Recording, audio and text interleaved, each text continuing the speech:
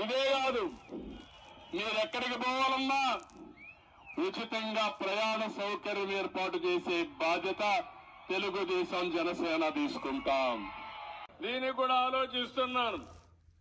అవసరమైతే ఆగస్టు 15న స్వాతంత్ర దినోత్సవాన తప్పకుండా మా ఆడబిడ్డలు అప్పటి నుంచి ఉచిత ప్రయాణ సౌకర్యం ఏర్పాటు చేసే బాధ్యత ఈ ప్రభుత్వానిది.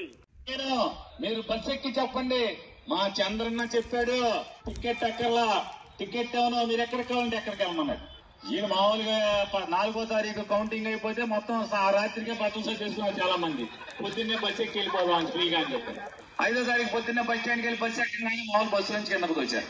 ఆడిపై చెప్తారమ్మా చంద్రబాబు నాయుడు ఎన్ని సార్లు టికెట్ కొట్టాలి ఎవరన్నా అని చెప్పారు.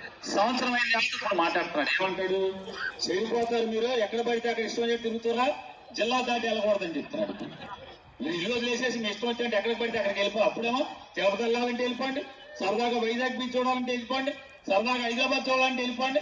ఇక్కడ బస్సు ఎక్కితే చాలా బస్సు ఎక్కడికి వెళ్తే అక్కడ దాకా వెళ్ళిపోమన్నాడు. ఇప్పుడు అంటాడు మీరందరూ చెడిపోతారు, అట్లా ఎట్ట పడితే అక్కడ తిరగకూడదు, జిల్లా దాటి వెళ్ళకూడదు అంటాడు. సల్లపల్లి బస్సు ఎక్కితే మామూలుగా వేపలు ఉంటుంది దింపేస్తారు, ఏది ఇంప్లిమెంట్ ఉంటుంది నేను జిల్లా దాటుతుంది కదా.